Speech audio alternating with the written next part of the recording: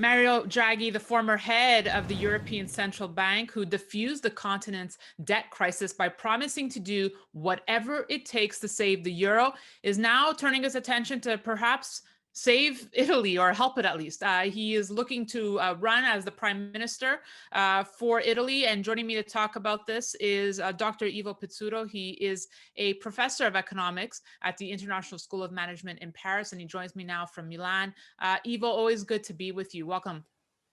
Thank you very much for the invitation, Daniela. It's a great pleasure to be here and to talk to you again. Thank you. Thank you for accepting and giving us some insights as to this breaking news of Mario Draghi turning his sights to Italy. Is he the man to lead Italy out of a bucket load of problems here, Ivo?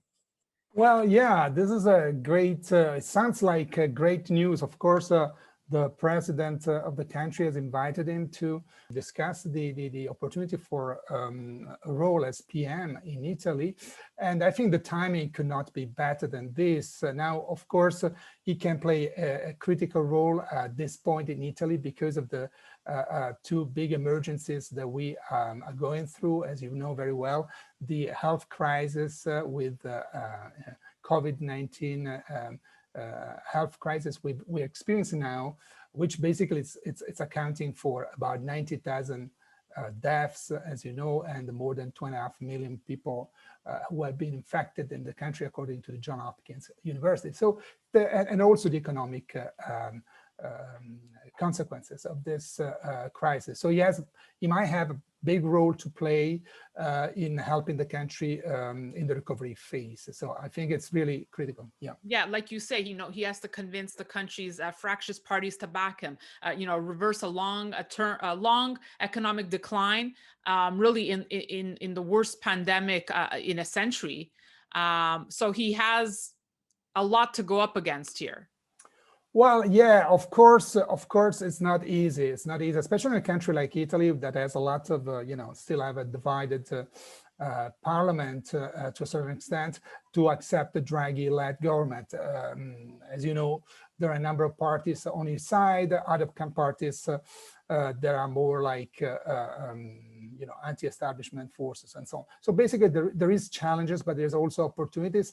And I think that given the fact the country really has this debt-plagued economy with huge debt, expected to be like around 160% of GDP this year, and a number of other economic indicators that make the country vulnerable, like the big slump in the GDP, the gross domestic product this year, expected to be minus 8.8, so it's pretty tough, 160% of GDP, and other things like budget deficit going next, close to 110%, and other indicators of unemployment and spike in NPL, non-performing loans for banks, and the risk of waivers and insolvencies for companies. So there's a number of factors that make it very important to have a person who is a good link between Italy and the European institutions, the multilateral institution, and all the international players in financial markets. And once again, the euro's fate might just lay in his hands. I mean, Italy is the third largest economy in Europe after France and Germany. So let's focus on the euro here. There's a lot of talk that the ECB is planning to roll out a digital form of its currency. What are you hearing from your sources about this, Ivo? Well, apparently, from what I see, Europe it's exploring the opportunity. We heard the chair, the president, Madame Lagarde, about this thing recently, that they are exploring, they are working on this opportunity of the digital. Also because, as you know, globally, there is a big competition and a big drive on this direction from the cryptocurrencies like Bitcoin and all the other very popular cryptocurrencies this way, which represent an opportunity, a challenge for the central banks, especially other central banks like, People's Banks of China. It's far away ahead versus the other in rolling out, piloting these things in the real world, and the US as well. So the ECB is tackling the issue, but I think they are still in an early stage. And but I'm sure that with this post-pandemic environment, we're going to see an acceleration of that. Also to the acceleration in fintech and digital instant payments we are going to see soon. In addition, if I can add one more word, that the digital currency presents an opportunity potentially in every country, because of the more transparency, the blockchain technologies behind that allows for transparency and traceability, but also the fact that it might facilitate monetary transmission, the monetary policies easily. Let's say in the worst case scenario, this is really worst, it might facilitate helicopter money in the bank's accounts of people potentially, because the central bank could actually pump in, could just deposit money for the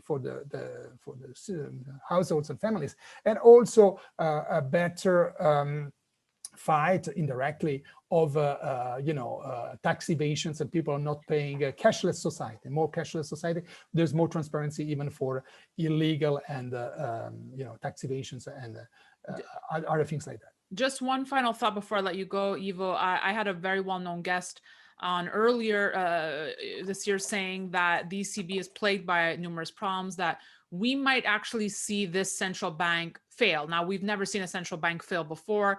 He says, this is Max Kaiser, by the way, saying that the ECB could fail this year. Have you heard anything about that?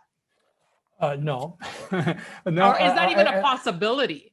Well, central banks, as you know, they can print money. They can potentially play the role of very big extension on the role of monetary policy. Now, of course, the ECB is not a lender of last resort in the traditional sense, like it could be the Fed in US or Bank of England in England, because they have evidently 19 different countries in the euro. It's not a single central bank or a single state.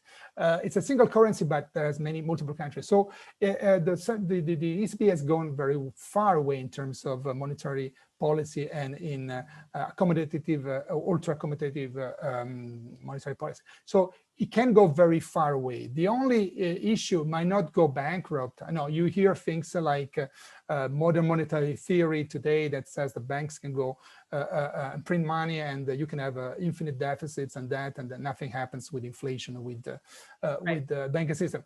The problem there is that if you go too far, now as it is, the European Central Bank is already reaching something like 30% of there's a very high, 30% of the GDP, if I remember correctly, in terms of balance sheet. So the point is that the central bank could go very far. In the worst case scenario, it can lose some independence if they do go very far into monetization, debt monetization, deficit monetization, in their credibility or their independence. They might lose something from their point of view, or they might even devaluate indirectly the currency too much, and they're accused of currency manipulation. They can have some damage like this, but as long as the interest rates are very low for debt sustainability, the central banks basically can resist quite long with a lot of tools in place. The only risk, if we want to think of a risk for Europe, could be that in the long run, if the countries will not recover, but this is a worst case scenario. We expect that with recovery funds, with investments, we will have a bounce back. If the economy will go in a double deep recession or will progress with the pandemic consequences in a long recession, or if they don't solve the economic